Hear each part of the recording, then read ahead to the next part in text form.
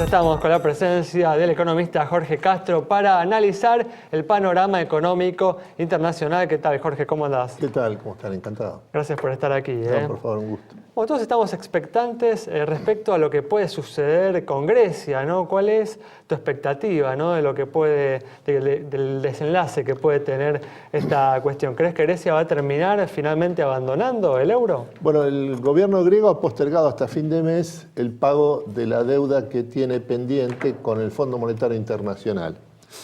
Lo que esto significa es que si no paga esta deuda, estaría en default. Y lo que implicaría una situación de virtual salida del euro y por lo tanto de la Unión Europea. Hay que sumarle a este hecho el que la situación de default por incumplimiento de sus obligaciones de parte del gobierno griego está siendo precedida por una gigantesca corrida bancaria que es de más de 30.000 millones de euros desde el mes de diciembre del año pasado. Algunas semejanzas, ¿no?, con lo que sucedió aquí en la Argentina en el 2001, ¿no?, que también tuvimos una enorme salida de depósitos que desembocó, ¿no?, en el final de la convertibilidad. Así es. Lo que esto significa es que es probable que la situación de default la establezcan los propios depositantes e inversores griegos al colocar a los cuatro grandes bancos griegos en una situación de virtual incumplimiento de sus obligaciones, virtual default. Igual, ¿tu expectativa es que esto finalmente suceda o crees que van a llegar a un arreglo finalmente del gobierno griego con las autoridades europeas? Pero no habría que descartar a esta altura que en definitiva ocurra lo que aparece a todas luces como previsto, esto es el incumplimiento de sus obligaciones a fin de mes y la salida del euro.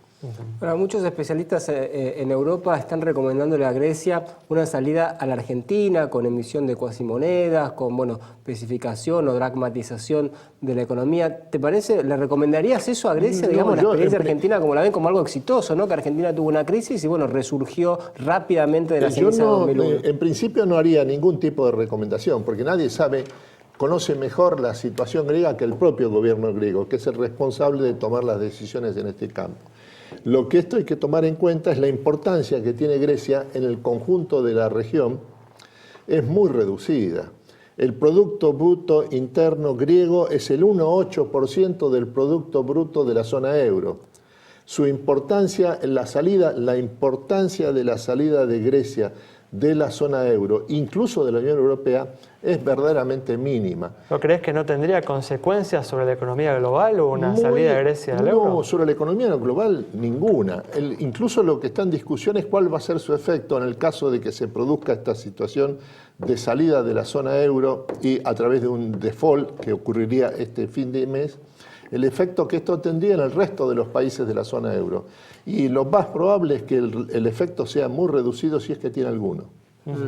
Otros países que estaban en problemas como España o Irlanda en su momento, parece que las recetas aplicadas en esos países fueron dando resultados, algunos indicadores muestran mejorías. ¿Qué pasó en esos países que no pasó en Grecia? Lo que ocurrió en España es que el gobierno de Mariano Rajoy ha hecho un cambio estructural fundamental, sobre todo lo que se refiere a la disminución de los costos laborales, lo que le ha permitido a la industria española, sobre todo los sectores transnacionales, a recuperar su capacidad competitiva. Y en este momento España es el país de la zona euro que tiene mayor crecimiento de sus exportaciones fuera de Europa, incluso por encima de los niveles alemanes. Otro de los temas que viene, ¿no?, atrayendo la atención en este 2015 de los analistas, de los observadores, es lo que puede suceder con la tasa de interés en Estados Unidos. ¿Cuál es tu expectativa en relación a esto? Bueno, lo que sucede en Estados Unidos hay tres indicadores fundamentales a tomar en cuenta respecto a la economía norteamericana. Por un lado, la economía norteamericana está creciendo de manera sistemática, pero a una tasa débil, 2,4% en el año. En segundo lugar, lo que aparece es que prácticamente no hay crecimiento de los salarios y de los ingresos de la clase media norteamericana, que se encuentra con sus niveles de ingreso estancados desde en los últimos 20 años. Notable. Y en tercer lugar, el indicador que aparece como verdaderamente importante es que la economía norteamericana se encuentra ya en vísperas o al borde de una situación de pleno empleo. El mes pasado, nuevamente, se han creado más de 300.000 puestos de trabajo.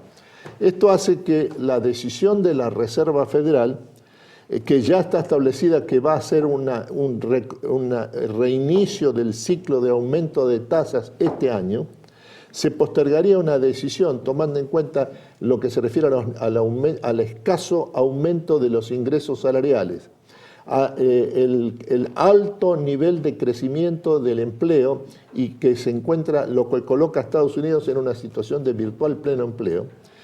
Lo que esto significa es que la Reserva Federal comenzaría el ciclo de ascenso de las tasas de interés aproximadamente en el último trimestre de este año, ya no en julio o agosto como estaba previsto al principio. Eso se ha sentido, ¿no? Un poco a nivel local en la recuperación del precio, por ejemplo, de la soja, ¿no? Porque justamente la perspectiva, esta demora que se está dando en el aumento de la tasa de interés en Estados Unidos, ha hecho que por ahí la soja que había caído de manera importante ahora se esté recuperando un poco. Bueno, el precio de la soja había caído, igual que el del maíz en el mercado mundial, no como consecuencia de una caída de la demanda mundial, que por el contrario ha aumentado. Cayó el precio de la soja y del maíz en el mercado mundial como consecuencia de la super cosecha norteamericana. Fue un fenómeno de oferta, no de demanda. En este sentido, el dato más importante a tomar en cuenta es que la demanda mundial de commodities agrícolas crece muy por encima de la oferta, incluso a pesar de la super cosecha norteamericana del último año, desde el 2012 en adelante. Esto es lo que ha ocasionado la irrupción de un tercer superciclo de los commodities en el mercado mundial. Tercer superciclo de los commodities que en lo que se refiere a los commodities agrícolas se mantiene en pie y aumentando. Lo que crees justamente entonces que el precio de la soja va a tender a aumentar y no a disminuir en los próximos meses o años. El precio de la soja ya ha aumentado más de 20% en los últimos 4 meses y la tendencia es que siga aumentando precisamente porque hay un incremento cada vez mayor de la demanda china. Una buena noticia para Argentina, en definitiva. Absolutamente. En términos, esta es una diferencia fundamental entre la producción agroalimentaria de la Argentina y la producción y exportación de materias primas del resto de los países de la región, América del Sur, en el sentido de que, salvo los commodities agrícolas, las otras materias primas están vinculadas en forma directa a la desaceleración de la economía china. Esta desaceleración ha provocado una caída en los metales y en la energía de más del 40% en el último año. Y en el caso de los commodities agrícolas, la tendencia no es solo a la disminución del precio de los commodities agrícolas, soja y maíz en primer lugar, sino por el contrario el aumento. ¿Pensás, Jorge, que a pesar de este freno o parate en la economía china, va a poder seguir ayudando, financiando proyectos de infraestructura en países como la Argentina, por ejemplo? Bueno, China se ha convertido en la principal fuente de capitales del mundo entero.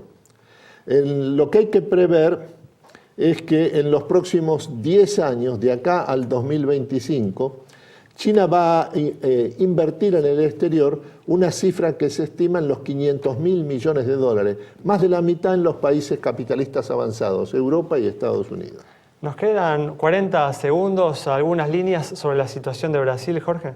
Bueno, la situación de Brasil es que está en una situación de estancamiento económico en los últimos 5 años.